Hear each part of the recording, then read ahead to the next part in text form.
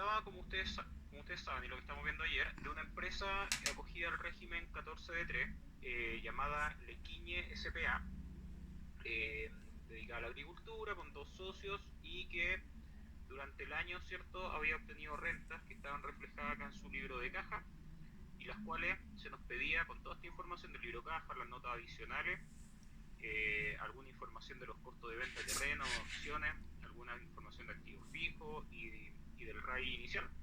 Se nos pedía determinar la base imponible, se nos podía determinar también la renta afecta impuestos, el RAI al 31 de diciembre del 2020, el capital propio tributario simplificado o CPTS como dicen algunos, y elaborar también los registros de rentas, registros tributarios de renta empresarial. ¿Ya? Entonces, ¿qué es lo que había que hacer, cierto? En primera instancia, había que empezar a armar la base imponible a partir de la información que teníamos en este libro de caja. Entonces, si se fijan acá, vamos a sacarle los colores, tenemos que, eh, si vamos por punto, vamos a ponerlo blanco. En primer lugar, ¿cierto? El libro de caja tenía acá ingresos, ¿cierto? Por ventas, afectos a IVA. Recuerden que si afecto a IVA o exento de IVA en verdad da lo mismo, porque nosotros estamos determinando la base imponible para efectos de renta y no tenemos que preocupar si es afecto o no es afecto a renta, ¿ya? Por lo tanto, el hecho de que sea afecto o exento de IVA en verdad da un poco lo mismo. Lo importante es saber acá si este ingreso está percibido o no está percibido, para ver si va a formar parte de la base imponible del impuesto de primera categoría de esta empresa 14 de 3. Entonces, en primer lugar, teníamos estos ingresos por venta de afecto a IVA percibido, y como ustedes bien saben, estos siempre van a formar parte de la base imponible porque la lógica de este régimen es tributar en base a ingresos percibidos versus gastos pagados.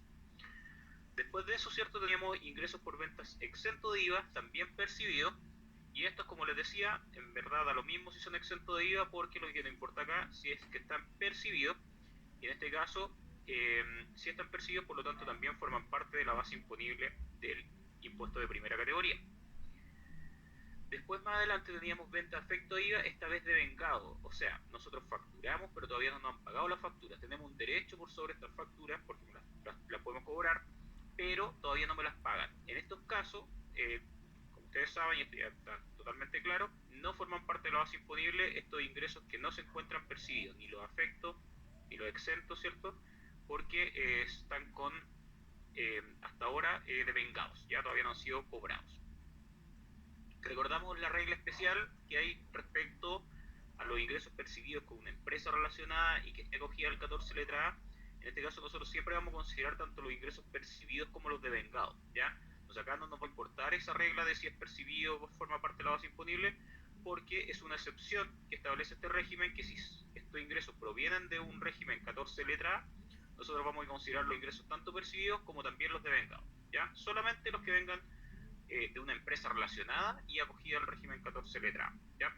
Ingresos por venta a una empresa relacionada acogida al régimen 14A.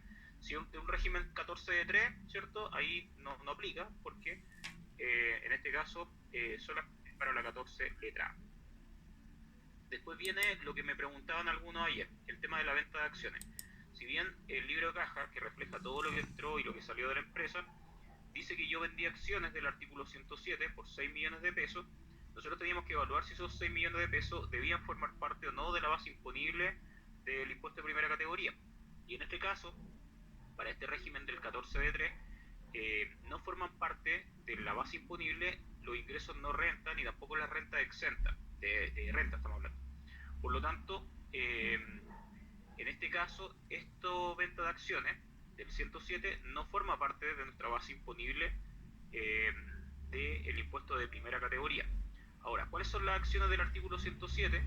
Son las acciones que cotizan en bolsa, ya a sociedad anónima abierta, que cotizan en bolsa. En este caso, la venta, el mayor valor obtenido por estas ventas, eh, no se encuentra grabado para este año tributario en particular, porque a partir de este año sí hay un impuesto que tienen que pagar, que es el 10% sobre el mayor valor obtenido, pero para este año en particular de la T2021 no se encuentran grabados con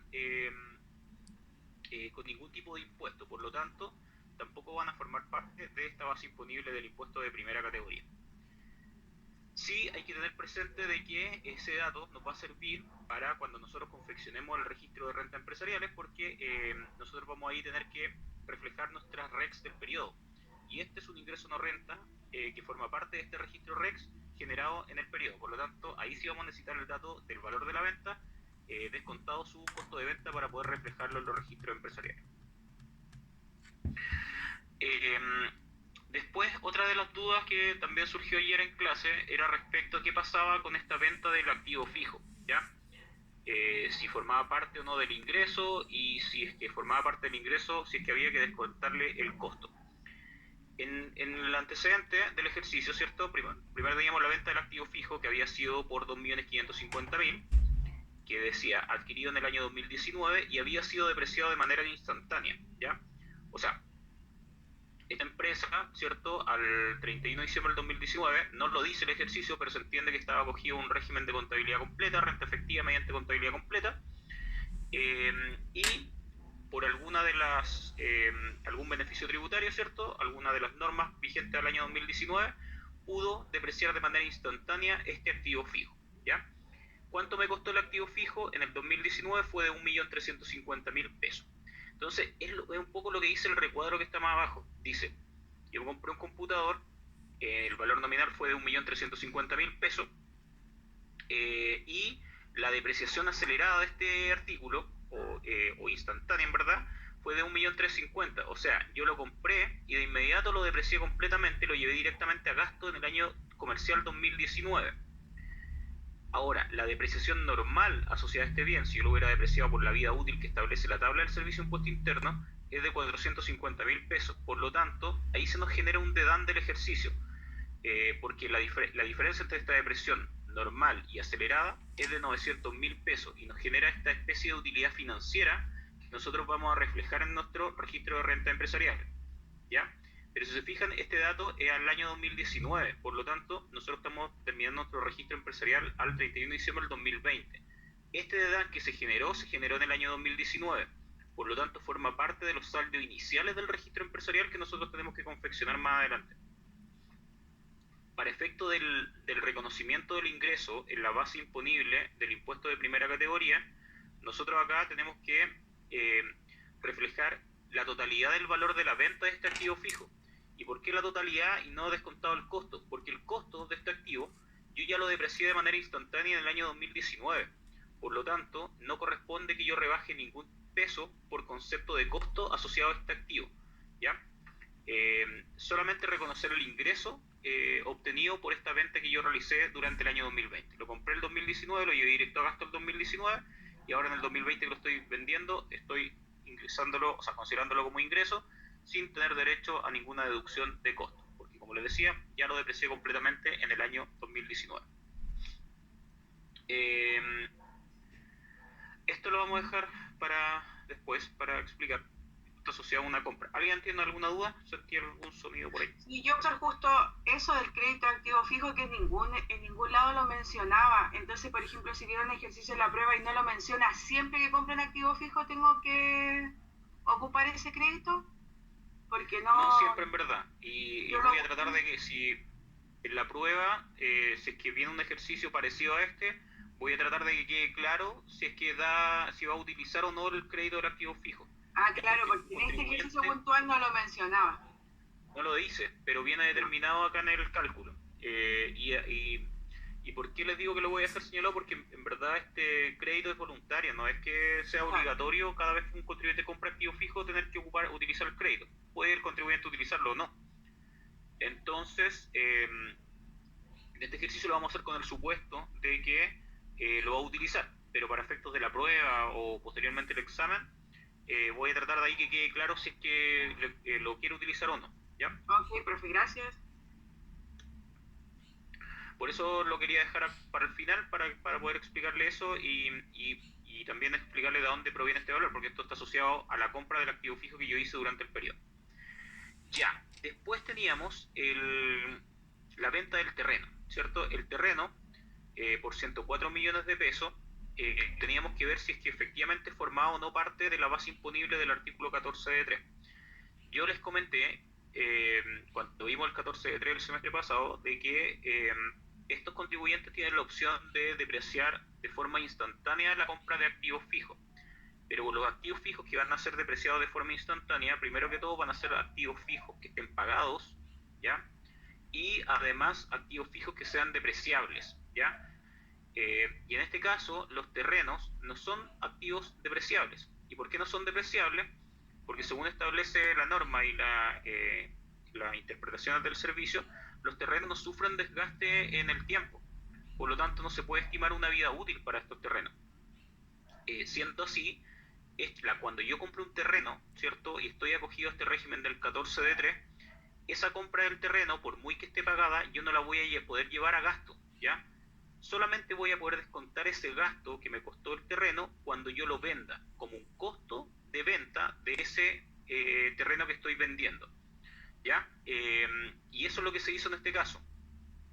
Si bien la venta del terreno fue por 104 millones de pesos, más abajo en los antecedentes teníamos el costo de venta determinado del terreno.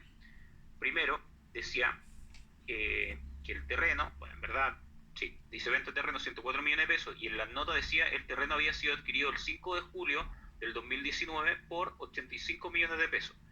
Entonces lo que corresponde a esos 104 millones descontar los 85 millones de pesos para saber cuánto es el mayor valor que yo efectivamente obtuve.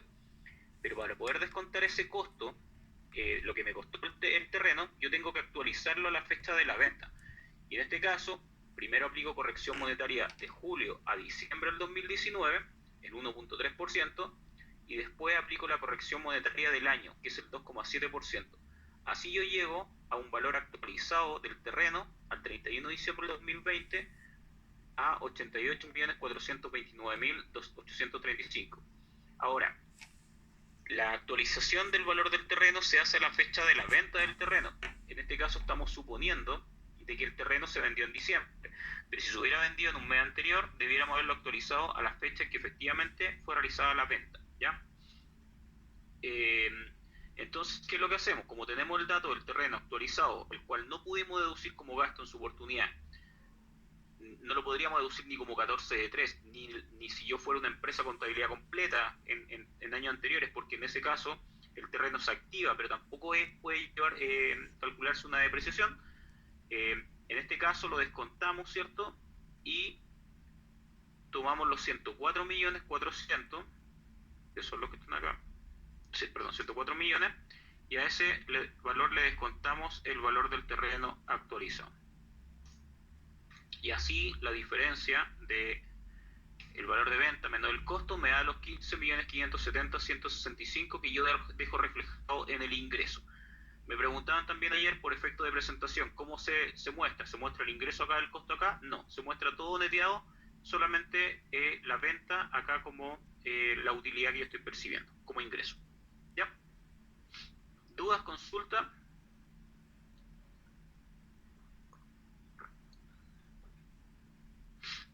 No veo el chat, pero voy a ir a darme una vuelta.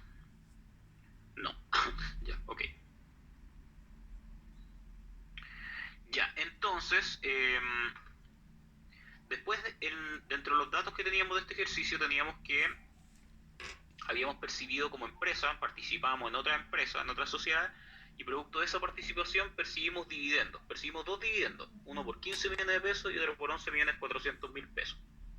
El de 15 millones de pesos venía de una sociedad acogida al régimen del 14 letra A, lo sé por la tasa de impuesto que paga, ¿cierto? Pagó una tasa de impuesto del 27% con restitución, y el otro dividendo venía, no dice qué tipo de sociedad, y aquí aquí sí que no puedo deducir qué sociedad es, porque viene con un crédito de tasa TEF, o sea, crédito acumulado al 31 de diciembre del 2016, podría ser una 14D3 o una 14A, con factor de crédito de 0.22456.3. El dividendo fue por 11.400.000 pesos. Para este régimen del 14D3, ni los dividendos ni los retiros percibidos van a formar parte de la base imponible del impuesto de primera categoría. Por lo tanto, acá derechamente no lo voy a considerar. ¿Cuál es la lógica de esto? Porque si yo los considerara, en verdad le estaría cobrando impuestos de primera categoría de nuevo a estos dividendos que ya en la empresa de origen ya pagaron impuestos. Por lo tanto, bajo esa lógica, ¿cierto? ni los dividendos ni los retiros percibidos de otras sociedades, en las cuales ya pagaron impuestos de primera, van a ser considerados entre la base imponible de este contribuyente del régimen 14 de 3. Como les decía, el supuesto era de que la empresa, primero que todo, había iniciado en el año 2019, ¿cierto? No sé, nada decía respecto a qué régimen se había acogido en el, perdón, decía inició actividad en 2015, pero el supuesto era de que la empresa, mire, acá dice 2019, está clarito, la empresa tenía contabilidad completa hasta el año comercial 2019, año tributario 2020. Por lo tanto, bajo esa lógica, esta empresa tributaba en base a las normas del artículo 29 al 33 de la Ley de Impuesto a la Renta. Quiere decir que los ingresos se consideraban como ingresos los ingresos percibidos o devengados, y los gastos se consideraban como gastos o se rebajaban a los ingresos los gastos pagados o adeudados. Producto de eso es que los ingresos devengados del 2019, ¿cierto? Que yo facturé el 2019 pero que me los pagaron el 2020, yo no los voy a hacer formar parte de la base imponible porque el año anterior yo ya los consideré como ingreso, ¿ya? Esto, recuerden, se da solamente en este cambio de régimen del 2019 al 2020, porque si yo estuviera en el año siguiente, ¿cierto?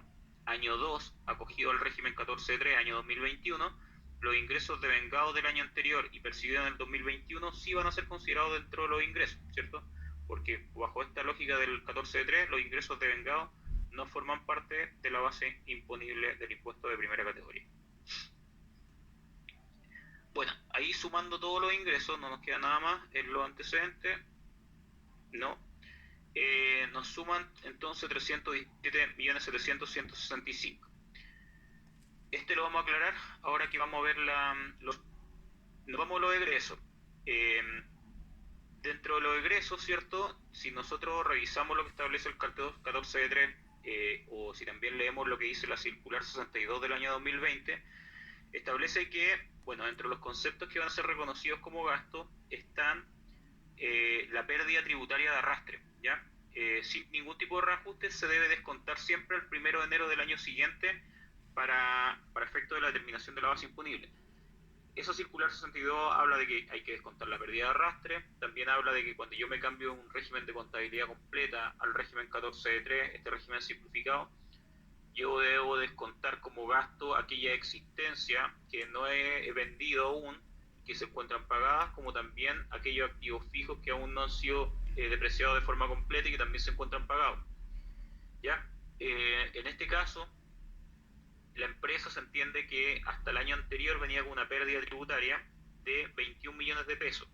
Esa pérdida se va arrastrando hasta su completa extinción. Justo en este año se extingue porque ya doy vuelta al resultado, me da positivo, al año siguiente ya no deben que descontar esta pérdida, ¿cierto? Acá ya se murió, pero acá yo tengo que hacer considerarlo como un egreso, ¿cierto? Pérdida tributaria de arrastre por 21 millones de pesos, que es lo que terminé el año 2019 como saldo negativo. Después teníamos, y eso estaba considerado como un libro caja, ¿cierto? Sí. Después teníamos una adquisición de activo fijo, ¿ya? Acá estábamos también supuesto de que esto estaba todo pagado, porque tampoco decía si que estaba pagado este activo fijo, y en este caso, como está pagado el activo fijo y fue comprado durante el periodo, el activo fijo se entiende un bien depreciable, nosotros vamos a considerarlo directamente como un gasto, 18 millones de pesos. Y acá es lo que comentaban y lo que preguntaban recién, porque acá debiera haber dicho en el ejercicio de que este contribuyente iba a hacer uso del crédito del activo fijo. Y así nosotros podríamos haber calculado y haber hecho el ajuste que está acá arriba. Entonces, en este caso, este contribuyente, por el nivel de ingreso, le corresponde una tasa del 6% sobre las compras del activo fijo. Yo multiplico el 6% y eso me da 1.080.000 pesos. Ese 1.080.000 pesos, ¿cierto? Yo lo voy a poder deducir más adelante del impuesto de primera categoría determinado. Yo al impuesto de primera categoría le puedo deducir algunos créditos, como por ejemplo el crédito de las compras de activo fijo, como por ejemplo también los PPM y los créditos por gasto de capacitación que vamos a ver también acá en este ejercicio. Ahora, recuerden que en la medida de que yo ocupe este crédito del activo fijo, de que este contribuyente lo utilice, ¿cierto? yo no puedo, y ahí explicamos nuevamente este punto, yo no puedo ocupar el monto pagado por el activo fijo tanto como gasto como también como crédito. Es uno o lo otro. Por lo tanto, la parte que no voy a utilizar como gasto y que va a ser utilizada como crédito, yo lo debo deducir de mis gastos, o en verdad acá, como establece la presentación de esta base imponible, reconocer un ingreso por este crédito del artículo 33 bis. Y así si sumamos, ¿cierto?, el 1.080.000 y los 18 millones, en verdad lo que estoy ocupando como gasto son solamente 16.920.000 porque la otra parte lo estoy ocupando como crédito, como una rebaja al impuesto de primera categoría.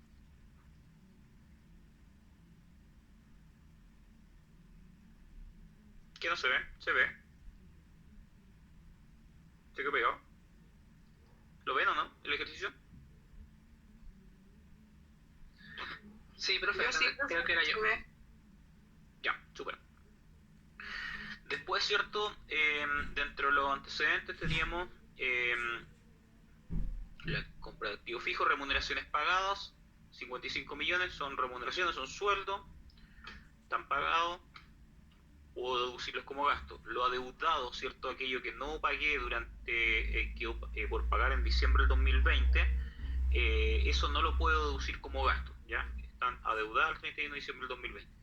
¿Cuáles remuneraciones, por ejemplo, que pudieran quedar adeudadas? No sé, por las imposiciones, ¿cierto? Que es parte de los sueldos y que yo lo tengo que pagar en los primeros días del mes siguiente. Eso yo no lo voy a poder descontar como un gasto en el año 2020 porque van a ser pagados los primeros días del año 2021. Entonces, en este caso, acá es cero. Las multas pagadas a beneficio fiscal corresponden a un gasto rechazado del artículo 21, inciso segundo, a lo cual está afecto esta empresa régimen 14 de 3, y como lo hemos visto en otros ejercicios, tenemos que dejarlo reflejado en la determinación de la base imponible. Descontamos el gasto, pero después lo volvemos a sumar, ¿ya? Los 182.000 pesos. Respecto a las facturas adeudadas y no pagadas el 31 de diciembre del 2020, lo mismo que pasó con las remuneraciones. Están adeudadas, no están pagadas, por lo tanto no puedo descontar ese gasto hasta que sea pagado. El año siguiente lo voy a poder descontar una vez que lo pague. Las facturas pagadas durante el 2020, estas sí las puedo descontar porque están pagadas, por lo tanto hago la rebaja acá de 45 millones de gasto. Y acá nuevamente entra esta regla especial, facturas adeudadas, no pagadas, ¿cierto? 31 de diciembre del 2020, si lo leemos hasta ahí, sabemos que no tendríamos que reconocerlo como gasto. Pero después viene la segunda parte que dice, con parte relacionada afecta a la 14A, afecta al régimen 14A. En este caso, entra esta regla especial que aplica para los ingresos, también aplica para los gastos, y al estar adeudadas, independiente que estén adeudadas, si es que están son gastos asociados a una relacionada 14A, yo igual voy a tener que considerarla como un gasto. Y finalmente, la adquisición del terreno en Puerto Varas, se entiende que es otro terreno que no está relacionado con este terreno que vendimos acá. Se entiende que este terreno de 104 millones de pesos que vendí en 2020 fue comprado en el 2019 por 85 millones. Acá, además, este año compra otro terreno por 100 millones de pesos. Pero este terreno, recuerden que yo no lo puedo deducir como gasto considerando que no es un bien depreciable, ya de acuerdo a lo que establece la instrucción en la circular 62. Por lo tanto, ¿cuándo voy a poder deducir ese gasto? Cuando venda ese terreno, ¿ya? Y ahí reajustado. Si lo vendo 5 años después, voy a tener que reajustarlo hasta los 5 años después. Si lo vendo el próximo año, reajusto los meses que sean necesarios para poder llegar al valor de la venta y poder descontarlo y considerar solamente la utilidad para efectos del ingreso.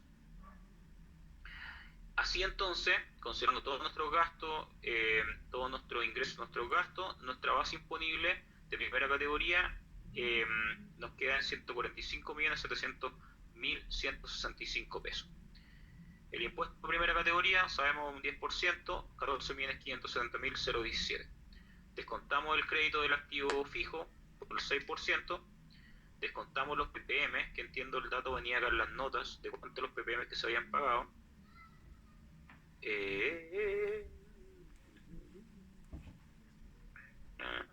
¿Dónde están los ppm? Ahí está, el 31 de diciembre del 2020 existen PPM por 8.115. Se entiende que estos PPM están actualizados, en verdad, no lo dice, pero acá estos PPM igual se actualizan para efectos de la recuperación. 8.115. Y créditos por gasto de capacitación, tampoco entiendo lo decía, ¿no? O si lo decía. Ah, sí, ahí sí se lo decía. Créditos CENSE por el 1% de la remuneración del ejercicio eran 574.000 pesos. En este caso también es un crédito que se puede descontar del impuesto de primera categoría. En verdad es el gasto que se puede descontar en lo que yo haya gastado o desembolsado como gasto de educación en mis trabajadores. El tope es el 1% de los sueldos, ¿ya? Entonces entiendo que si dice el ejercicio que el 1% la remuneración del ejercicio es porque el gasto de remuneración, el gasto por capacitación fue mayor. Entonces lo que estoy utilizando acá yo es el tope.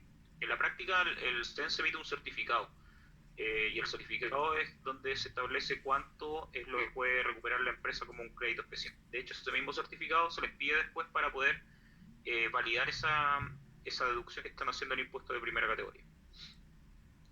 Ya, después, entonces, la diferencia entre los 14 millones menos los créditos activos fijos, menos los PPM y menos el crédito de CENSE, ¿cierto? Me da 4.301.017.000 pesos de impuesto de primera categoría.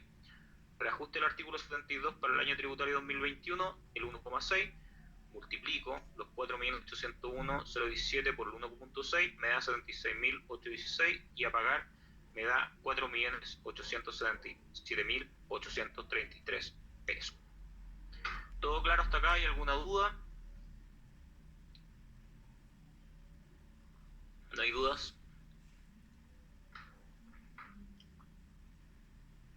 Ya, ¿qué más nos pedían en el ejercicio? Después de terminar la base imponible, nos pedían confeccionar las rentas afectas a impuestos, determinar el capital propio tributario simplificado y elaborar los registros de renta empresariales. Acá el orden debiera ser primero el capital propio simplificado y después la renta afecta a impuestos. Porque la renta afecta a impuestos, el RAI, al 31 de diciembre del 2019 ya venía determinado. Teníamos que era el capital propio tributario bajo las normas del artículo 41, inciso primero, al 31 de diciembre del 2019, por 249 millones, y solamente menos el capital aportado por 60 millones, ya estaba actualizado, de hecho por acá venía el dato, el capital aportado al 31 de diciembre del 2019 eran 60 millones de pesos. Por lo tanto, ya teníamos el RAI inicial de 189 millones de pesos, teníamos ya la determinación del RAI. Entonces había que calcular el RAI al 31 de diciembre del 2020. Para eso, acá tenemos un cuadrito, ¿cierto? Este es el RAI al 31 de diciembre del 2019 y acá tenemos la determinación al 31 de diciembre del 2020. Pero para poder determinar el RAI, como les decía, al 31 de diciembre del 2020, lo primero es determinar el capital propio tributario, ¿cierto? Al 31 de diciembre del año 2020. Entonces, recuerden que para poder determinar el capital propio tributario simplificado, nosotros tenemos que partir con el capital propio tributario del año anterior. ¿Sí? ¿Consulta? Profe, y ahí en el cálculo del capital propio tributario, ¿uno no considera la pérdida de arrastre aquí? Como una... Lo que pasa es que yo vi el recuadro 19 y ahí ¿ya? salían como pérdidas tributarias de ejercicios anteriores. A ver, déjame revisar. Y salía pérdida tributaria del ejercicio, bueno, eso era en el ejercicio en curso, hasta el 31 de diciembre, entonces tengo mi duda ahí.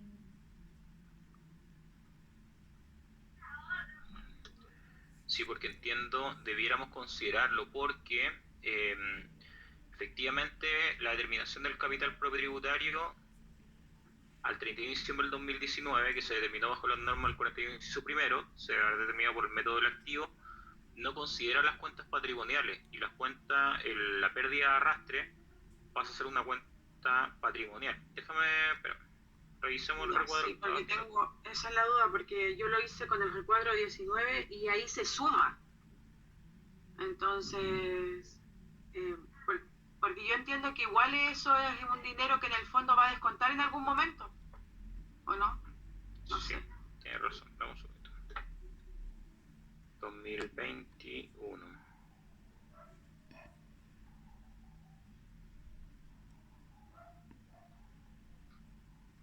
Y este es el recuadro número 19.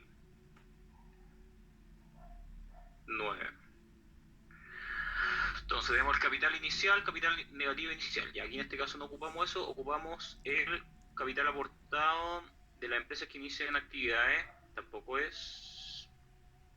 Nosotros estamos considerando el... Espérame. Recuadro 19.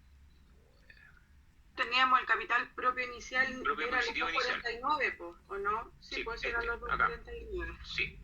Sería lo que deberíamos declarar en el código 1445. Claro, porque esta es la empresa que inicia aquí. El capital propio tributario positivo inicial es el que terminamos el 31 de diciembre del 2019, los 249. Después de esto teníamos los aumentos del ejercicio, que es la renta líquida imponible, ¿cierto? Pero la renta líquida imponible ya viene deducida la pérdida tributaria.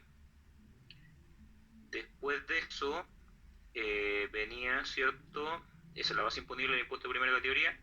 Y después teníamos que descontar la pérdida tributaria al 31 de diciembre. En el de abajo dice como pérdida en el 1707.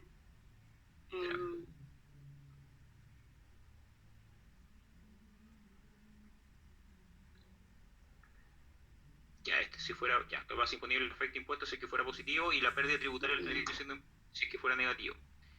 Y pérdida tributaria de ejercicios anteriores. En este caso debiéramos sumarla, ¿cierto? Deja ver qué efecto podría tener esto en la determinación, porque yo tengo los 249, después sumo los 145, pero los 145 ya tienen considerado la pérdida rebajada en la determinación de la RLI. Nosotros ya consideramos el descuento de la pérdida y acá, ¿cierto? Y acá me estaría diciendo que yo debo reponer esa deducción de la pérdida más pérdidas tributarias de ejercicios anteriores. ¿Y por qué la debiera reponer? Porque debiera estar considerada dentro del capital propio tributario terminado el año anterior. Bajo esa lógica, entonces, acá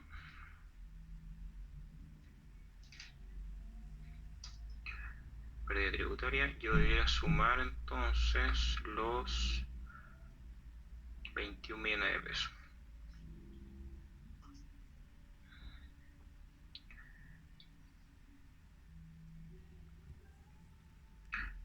Sí, efectivamente. Debiéramos nosotros considerar la pérdida tributaria para efecto del cálculo del capital propio tributario simplificado, que no estaba considerada acá. Ya, profe, gracias. Sí.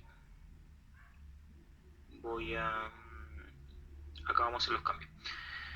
Ya, entonces, bueno, capital propio tributario simplificado, ¿cierto? Tenemos que partimos del capital propio tributario al 31 de diciembre del 2019, con el que terminamos, ¿cierto?, los 249 millones de pesos. Sumamos los aumentos del periodo, la renta líquida imponible, por 145.700.165. Sumamos, ¿cierto?, la pérdida tributaria del ejercicio anterior. Después sumamos los dividendos percibidos por 26.400.000 pesos. Profe, disculpa, otra consulta de ese mismo ejercicio. Lo que se generó como diferencia de la venta de acciones como renta exenta, ingresos no renta generados por la empresa en el ejercicio, eso también está ahí en el recuadro. ¿En qué recuadro? En el recuadro 19, en el código 1377. También dice renta exenta, ingresos no renta generados por la empresa en el ejercicio.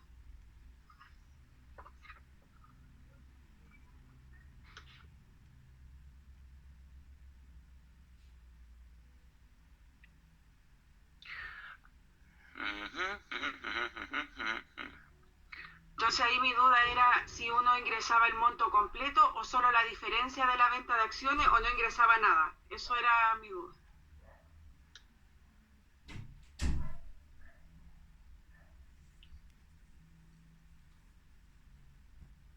tengo mis dudas respecto a ese código.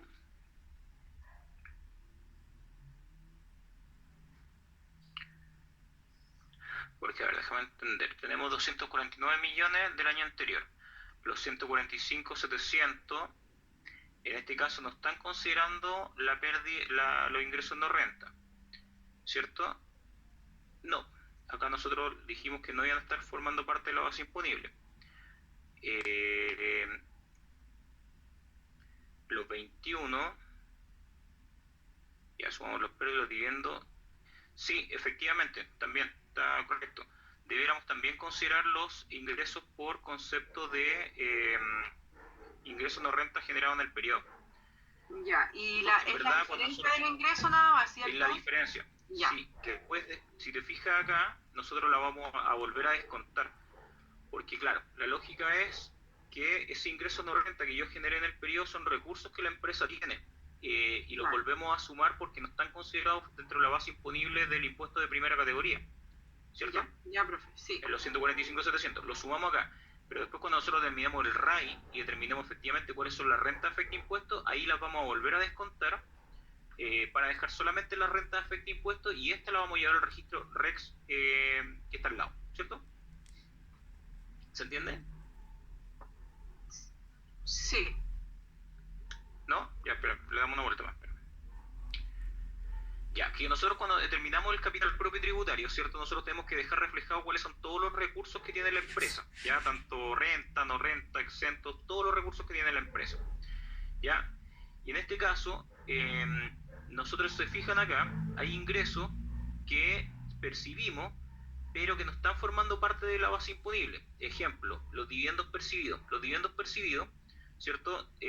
Nosotros son recursos que la empresa obtuvo durante el año, son utilidades que percibió de otra empresa en las cuales participa, pero producto de que bajo esta lógica de determinar la base imponible y de las reglas que tiene este régimen 14.3 y por no afectarse nuevamente con el impuesto de primera categoría, nosotros no los consideramos dentro de la base imponible del impuesto de primera.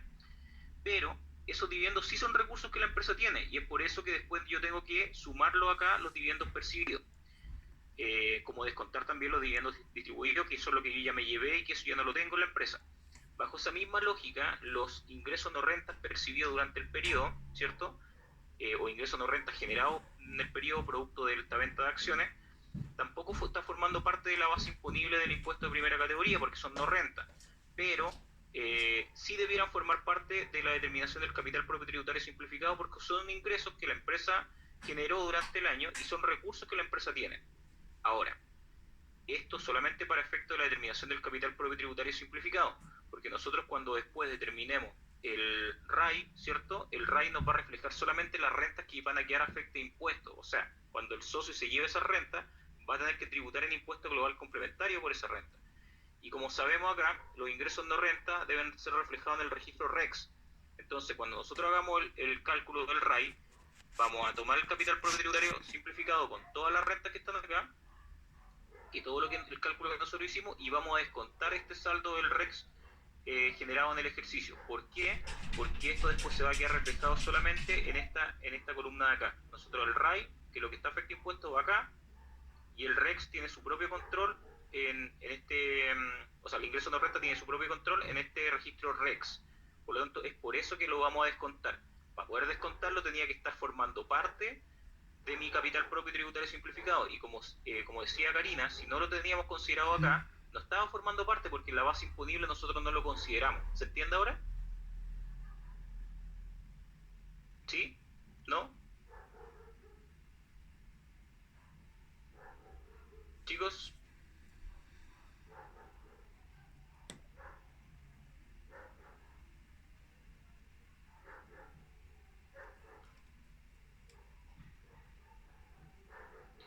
sí, ahora, otro punto a considerar acá, miren, vamos a hacer un análisis por el tema de la pérdida tributaria, para que tampoco quede dando la vuelta ahí. Miren, resulta que la empresa tenía régimen de contabilidad completo hasta el año anterior.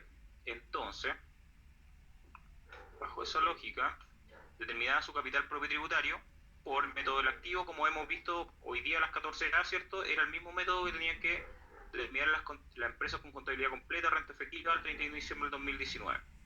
En este caso, yo tenía nuestra ayuda de capital propio tributario en asistente para cálculo. Capital propio tributario.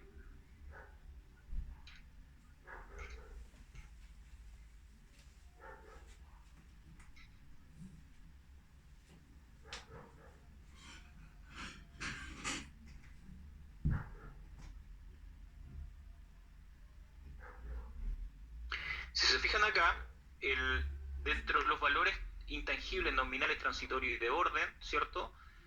Cuando yo determino el capital propio tributario por el método del activo, yo tomo el total del activo del balance. Pensemos en esta empresa el 31 de diciembre del 2019, ¿cierto? Tomó el total del activo del balance. Y a este valor, ¿cierto? Le descontó las pérdidas del ejercicio anterior. Por lo tanto, no está formando parte, o sea, perdón, claro, está siendo considerado dentro de la determinación del capital propio tributario al 31 de diciembre del 2019, y es por eso que nosotros lo estamos acá reponiendo nuevamente los 21 millones de pesos, ajustando este capital propio tributario al 31 de diciembre del 2019, porque en la renta líquida imponible del ejercicio, ¿cierto? Nosotros ya estamos descontando esta pérdida tributaria, por lo tanto, esto es solamente un ajuste del capital propio tributario que viene del ejercicio anterior. Eso es lo que entiendo yo respecto a este punto que nosotros estamos ajustando acá. Y respecto a los ingresos no renta, dividendos percibidos o distribuidos, básicamente son aumentos y disminución de capital que nosotros también tenemos que considerar para efecto de reflejar los recursos que efectivamente tiene la empresa. ¿Dudas, consultas? ¿Estamos bien? ¿Chicos? Sí, profe. Sí, profe. Ya, entonces, bajo estos cálculos y ahora sí considerando todo lo que debiera tener este capital propio tributario simplificado, es que nosotros vamos a, ¿cierto? Tenemos un capital propio tributario simplificado al 31 de diciembre del 2020 de 263.047.823. Para efecto de la determinación del RAI al 31 de diciembre del 2020, partimos con este capital propio tributario simplificado de 263.047, y lo que vamos a ir haciendo, ¿cierto? Vamos a ir haciendo el cálculo de la determinación del RAI. Por lo tanto, tenemos que reponer en este cálculo en los retiros, remesas o distribuciones realizados durante el ejercicio sin ningún tipo de reajuste, porque lo que nosotros necesitamos saber hoy día es cuál va a ser la tributación de estos retiros. Y si se fijan acá, en la determinación del capital simplificado, yo ya desconté los dividendos distribuidos, porque esos recursos no los tengo. Como yo estoy viendo ahora cómo van a tributar estos dividendos, es que yo los tengo que reponer para después descontarlos y saber cómo van a tributar, si van a estar afecto impuesto o no van a estar afecto impuesto. Entonces, sumamos los 180 millones de pesos. Los retiros también son históricos en este régimen, ¿cierto? Para este régimen, la determinación del RAI. Otra vez, ¿cómo? Para la determinación del RAI, en este régimen, ¿los retiros son históricos también? Claro, sí, son históricos. A diferencia del 14A, que aquí tenemos que actualizarlo de la fecha del retiro a la diciembre. Ya, profe, gracias. Acá, como no aplica corrección monetaria, nosotros vamos a considerar los retiros históricos para efectos de el cálculo de la determinación del RAI al 31 de diciembre del 2020. Después vamos a descontar el saldo positivo del REX. ¿Cuál es el saldo positivo del REX? No había saldo inicial, ¿cierto? No teníamos saldo REX del año anterior, pero sí teníamos un REX que estaba generado durante el ejercicio, el 1.129.658, producto de este ingreso no renta obtenido de la venta de acciones del artículo 107. Entonces, lo que le comentaba yo es que como ya lo estamos haciendo formar parte del capital propio tributario simplificado, lo consideramos acá como un ingreso percibido durante el periodo, tenemos que descontarlo porque esto se va a llevar directamente en el registro REX, ¿ya? Si yo no lo descontara acá, que ya todo este ingreso no renta afecta impuestos en la medida que se lo lleve el socio. Y ese es el motivo por el cual nosotros tenemos que acá rebajarlo. Y finalmente, el capital aportado actualizado al 31 de diciembre del 2019 por 60 millones de pesos. Lo que comentaban ayer y preguntaban era si acá este capital aportado se actualizaba. Recuerden que para la determinación del RAI de una empresa acogida al 14 letra A, el capital aportado se tiene que actualizar a la fecha de la determinación del registro RAI.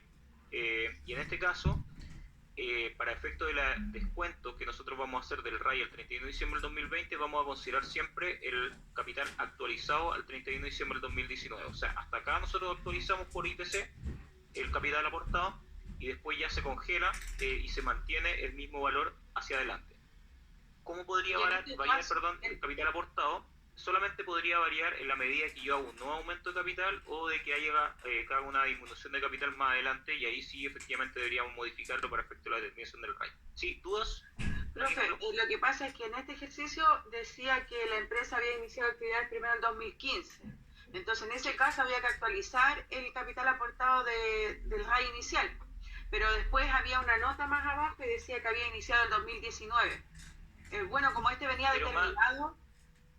pero más allá de eso, más allá de eso, si inició la empresa el 2015, como lo dice acá, o si inició el 2019, como dice acá, en verdad, acá ya tenía el dato del capital aportado al 31 de diciembre del 2019. Sí, por lo tanto, y venía el otro, este capital aportado... y venía el otro cuadrito más abajo, igual que venía el RAI inicial como determinado. Pero claro, si no hubiese venido, igual eso era... hubiese tenido que actualizar como 2015, 16, 17, 18 y 19 en el inicial. Exacto, exacto.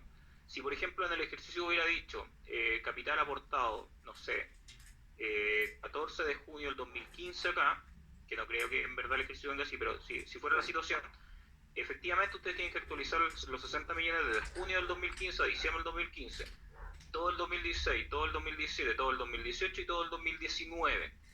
Y ese capital el que van a utilizar para el cálculo del RAI al 31 de diciembre del 2019. Y ese mismo capital no le van a tener que aplicar corrección monetaria el 2020 porque no se sigue aplicando corrección monetaria de ahí en adelante, y va a ser descontado ese mismo capital para efecto del RAI al 31 de diciembre del 2020. ¿Se entiende? Lo mismo se inicia a mediados, por ejemplo, del 2019, igual tendría que actualizar el capital aportado. Por ejemplo, si inicia en marzo del 2019, tendría que actualizarlo a diciembre. ¿O claro. no? Sí, sí, de marzo a diciembre. Ya, profe, gracias. Pero ¿y si la empresa iniciara en junio del 2020, lo va a actualizar o no? No. No. No, porque hasta el 2019. Así es. Ya. Ya, entonces, nuestro RAI al 31 de diciembre del 2020 son 381.918.165 pesos. Y aquí vamos a ver qué escoba nos quedó con los cambios, porque no tenía considerado esos ajustes que hicimos en el RAI. Y ya, primero que todo sabíamos que el RAI inicial, ¿cierto? Era de 189 millones de pesos porque teníamos el cálculo en nuestro antecedente. Por lo tanto, nuestro RAI era el que reflejábamos acá como un remanente del ejercicio anterior. Habíamos dicho también de que el año pasado la empresa había generado una diferencia de presión acelerada y normal porque había depreciado de forma acelerada un bien por 1.350.000 y tenía una depresión normal de 450.000 pesos. Producto de eso generó un DEDAN de 900.000 pesos, que sería nuestro saldo inicial en este registro empresarial por 900.000 pesos. Eso al 31 de diciembre del 2019.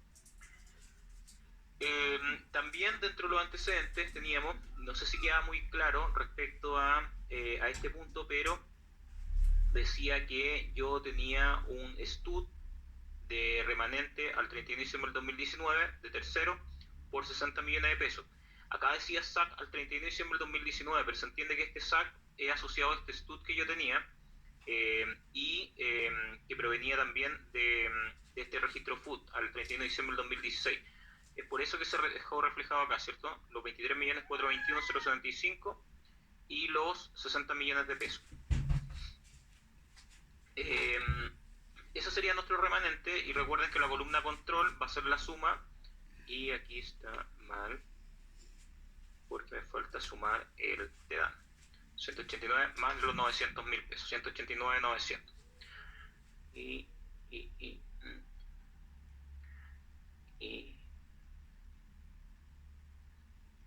Y acá me falta esto acá. A ver si me lo sumo porque es cuadrado. Ahí sí.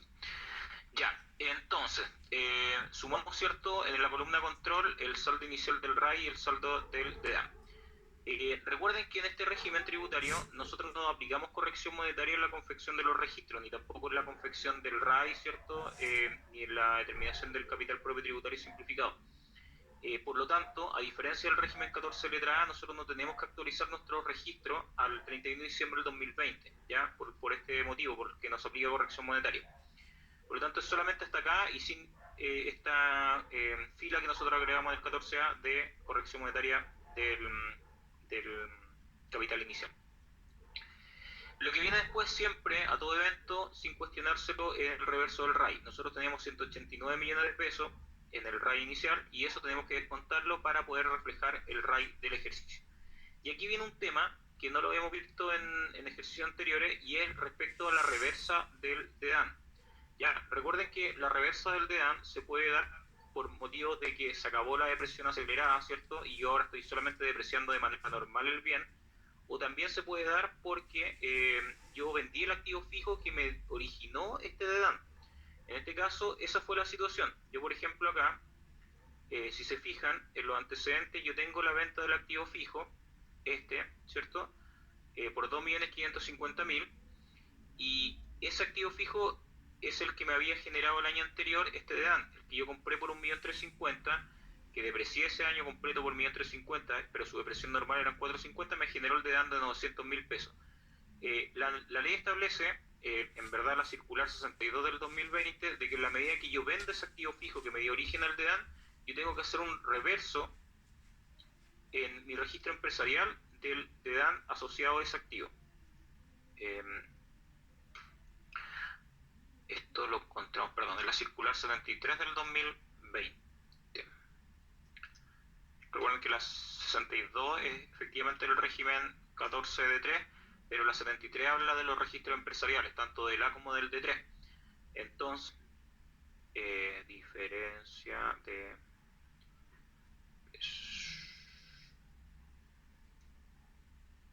registro de DAN, ¿cierto?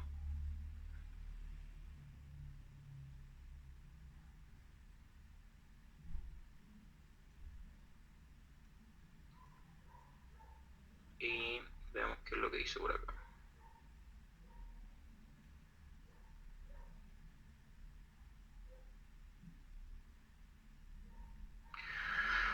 La empresa sujeta a la letra A del artículo 14 que aplican depresión acelerada. El 5 bis del artículo 31 solo consideran dichas depresiones para el efecto de la determinación de la renta líquida imponible. Por lo tanto, la diferencia que resulta entre la depresión acelerada y la normal se considera una renta afecta impuestos finales para la imputación de los retiros, remesas o distribuciones. El cálculo y control de la depresión normal y acelerada debe ser efectuado activo por activo, ya, porque ahí yo puedo, efectivamente puedo decir, de los 100 activos que tengo, yo 70 los quiero depreciar de forma acelerada y los otros 30 los voy a depreciar normal. Por lo tanto, tengo que llevar el control activo por activo, anotándose en el registro de DAN el total de la diferencia por cada bien en el periodo respectivo, incrementado o disminuyendo según corresponda al remanente de tal diferencia proveniente del ejercicio inmediatamente anterior. Después que termine de aplicarse la depresión acelerada a los bienes, que mantenga registrado, de los cuales se descuenten los retiros, remesas o distribuciones, se rebajarán las cantidades que corresponden a la depresión normal. Cabe señalar que antes de la imputación de los mencionados retiros, remesas o distribuciones, debe efectuarse los ajustes que correspondan a la enajenación de los bienes, castigo, reorganización de empresas u otros ajustes que puedan impedir continuar con la depresión del bien, ¿ya? O sea, puede ser la enajenación del bien, puede ser un castigo del bien o alguna reorganización empresarial. Producto de esos motivos, antes de la imputación de los retiros, yo tengo que hacer ese ajuste en mi registro empresarial de acuerdo a lo que señala esta circular 73 del año 2020, que es lo que nosotros finalmente hicimos acá, ¿cierto? Como yo vendí este bien, ya no lo tengo y no lo puedo seguir depreciando, es que yo lo tengo que reversar el DEDAN antes de la imputación de los retiros. ¿Dudas? ¿Consultas? Yo, profe, ¿Sí? tengo una duda. ¿Por qué se produce DEDAN en el D3 si se supone que tiene depreciación instantánea? Se produjo en el año anterior y eso puede pasar, que la empresa venga de una empresa con contabilidad completa y en ese caso esa es una de las posibilidades que pueda generar de saldo de arrastre. Si te fijas acá es remanente lo que se produjo, pero no se produjo de DAN en el ejercicio. Acá. Sí, ya lo vi. Gracias. Entonces, ¿no tendría efecto el tema del dedán acá? Porque como se reversa enseguida, o sea, solo se presenta y se reversa enseguida, ¿o no? Eso entiendo. Exacto, sí. Ah, ok. Ya, No gracias. tiene efecto porque ya más adelante continúa sin saldo para Sí, quedan cero. adición. Ya, después de eso viene la reposición del RAI, que es el cálculo del RAI que nosotros hicimos el 31 de diciembre del 2020 por 381.918.165, que es el que nosotros vamos a dejar reflejado acá, ¿cierto? Después, como les comentaba, la renta exenta del ejercicio, que nosotros, utilidades que generamos por la venta del artículo 100, acción del artículo 107, que consideramos dentro del capital propio tributario simplificado, pero después que descontamos de la determinación del RAI, nosotros la vamos a llevar directamente a este registro REX que está acá, ¿cierto? Ingresos no renta por 1.129.658.000 pesos. Y después viene lo que ya hemos visto, que son el impuesto de primera categoría que tenemos que dejar reflejado acá. Tenemos los 14.570.017. Esto siempre antes de la imputación de los créditos. El impuesto de primera categoría sobre la base imponible. Yo en este caso lo voy a dejar en la columna crédito. Esto a contar del 1 de enero del 2017. No sujeto a restitución porque soy un 14 de 3 con factor del 0.11111.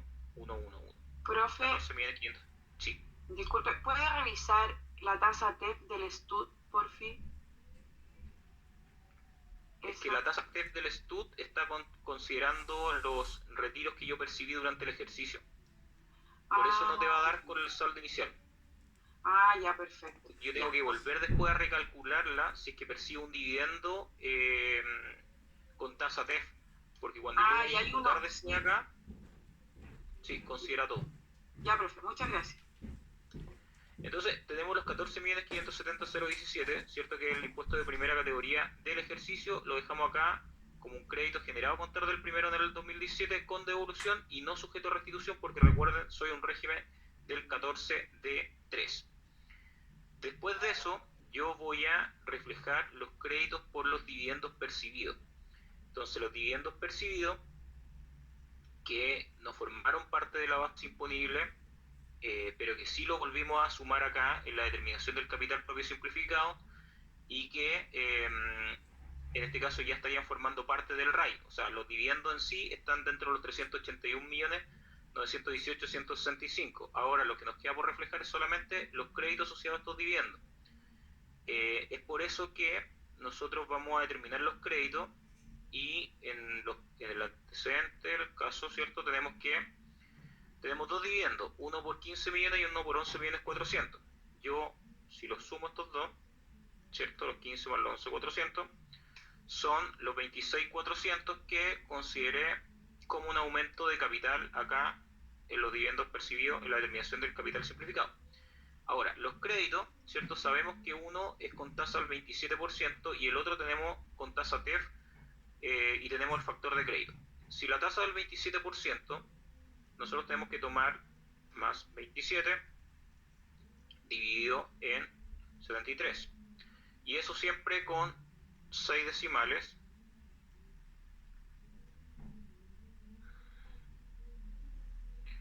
Excelente. Ya, y nos da el factor de crédito asociado. Perdón, le puse. Y estoy a punto de comer.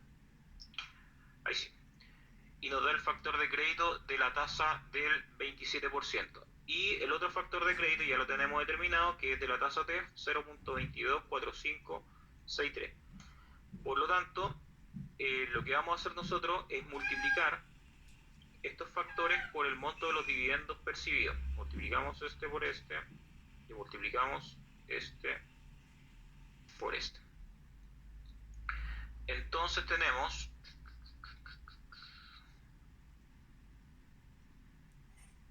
5.547.945 y 2.560.018. ¿Ya? Pero un crédito, como viene con restitución, se clasifica en una columna y el otro que viene con tasa TEF al 31 de diciembre del 2016 se clasifica en la columna de los créditos acumulados al 31 de diciembre del 2016. Entonces tenemos 5.547, que se me fue la fórmula, que se van a quedar acá en esta columna, 5.547.945. Si se fijan, quedan en la columna SAC con restitución, ¿cierto? Acá no cambian de ¿cómo se llama? De apellido. Recuerden que cuando yo soy de una 14A y soy una empresa con restitución y yo percibo un crédito sin restitución, ahí se contamina ese crédito y queda con restitución. En este caso, cuando yo recibo un crédito, ¿cierto?, con restitución a una 14D3, ese mantiene su calificación. Y eso lo podemos ver en la circular 73 también del 2020, en la parte donde habla de los créditos, que me aclara también respecto a...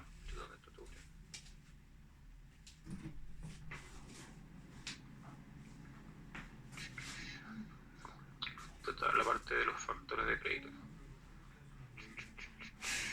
Okay. Bueno, aquí está la determinación de los factores de crédito. Esa en verdad es la fórmula, ¿cierto? 0.369. Y acá recuerden que esta circular se emitió antes de que se fuera rebajado el crédito al 10%. Por eso aparece acá con el 25%. Y el factor de crédito el 0.3333. Pero después esto fue modificado de forma posterior a emitir esta circular. Si se fijan acá dice, en la empresa sujeta al régimen del 14 letra A, todos los créditos impuestos de primera categoría tendrán la obligación de restituir, como ocurre con el impuesto que afectó la renta líquida imponible.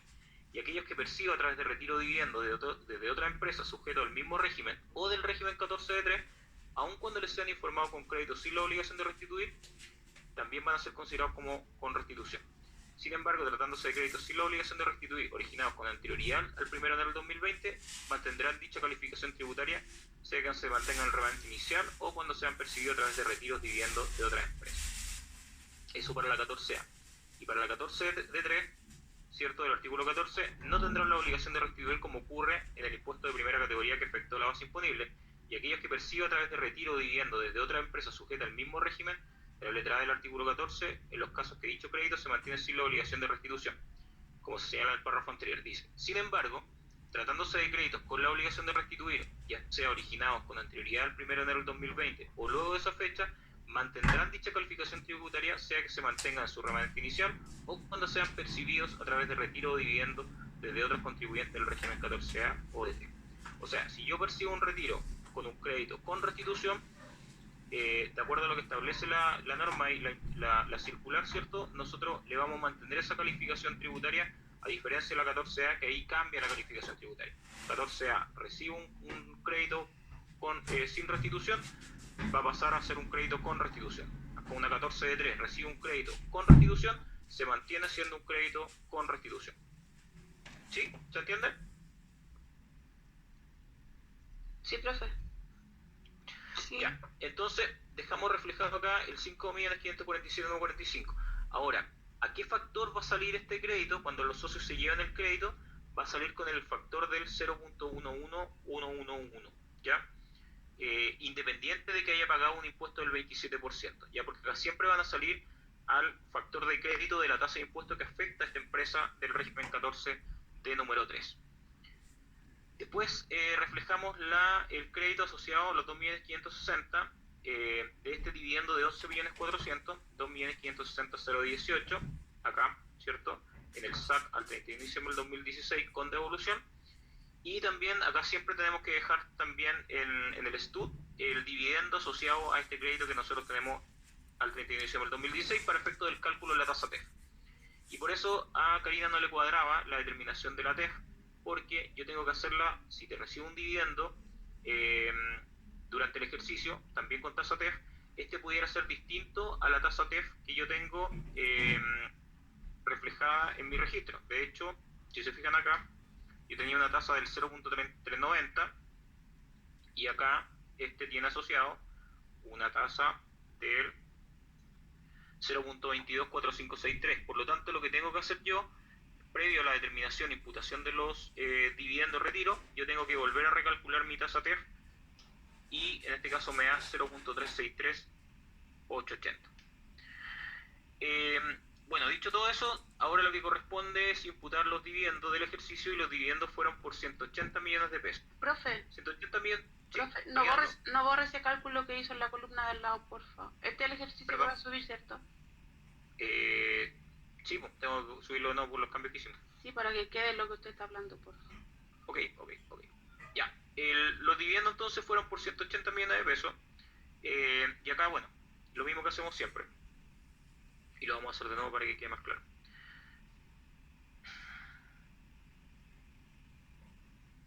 $203,047,80 estamos cuadrados. Ya, si yo descuento, ¿cierto?, los 180 millones de pesos, primero en mi columna control, tengo 203 millones en mi registro empresarial, por lo tanto yo puedo descontar los 180 millones completos. ¿Por qué se me actualizan los datos de arriba cuando yo cambio acá? Me perdí.